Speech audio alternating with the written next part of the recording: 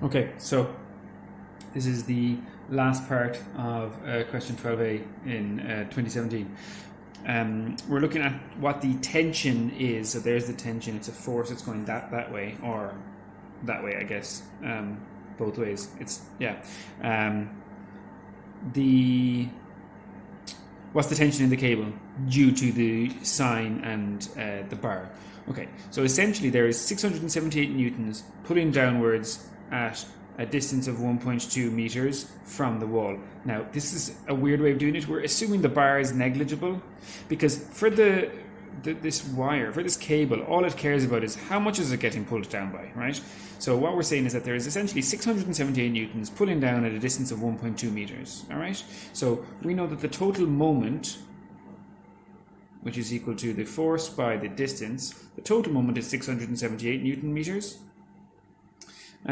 And that is some force multiplied by 1.2. Okay, so essentially the actual equivalent downward force to the sine and the bar working together is 678 divided by 1.2, which is 565 newtons. Okay, now if you check the marking scheme, they call this FU. So what that means, it's an unfortunate way to phrase things. All right, so FU is, I think what they're trying to say is what's the upward force, all right?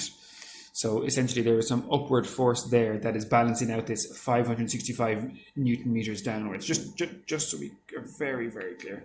Imagine hanging 565 newtons off this cable, 1.2 meters away from the wall, that somehow doesn't swing back in. We're imagining that there is this bar here that is negligible in this case because it's not important to the cable. All right. What we have is essentially we're going to do some kind of some vectors here, right? We got things working at angles. They told us this is 35 degrees. Okay, so what I want is, can we see this here? Yeah. All right. So there is some force that is acting at an angle that is made up of a horizontal component and a vertical component as well. We know the vertical component is 565 newtons. Okay. I know that this angle on this side of it is 35 degrees. So using my corresponding angles or my possibly alternate angles, I can't remember which. Yeah, no, alternate is the right one. That's 35 degrees as well, right? If that's 35 degrees, can we see that in the book? Yeah.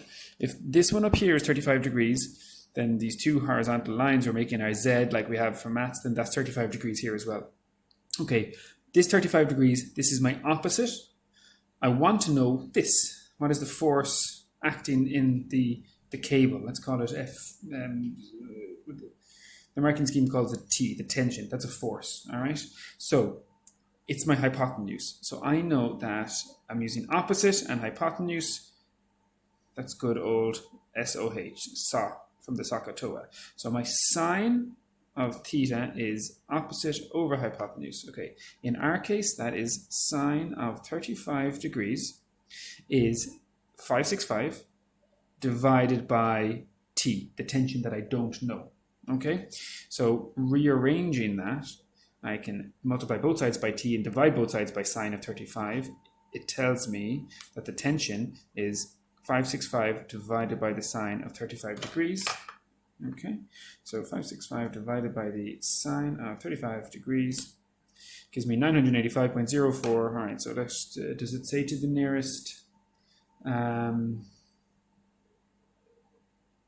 Calculate the clockwise moment, hence calculate the tension.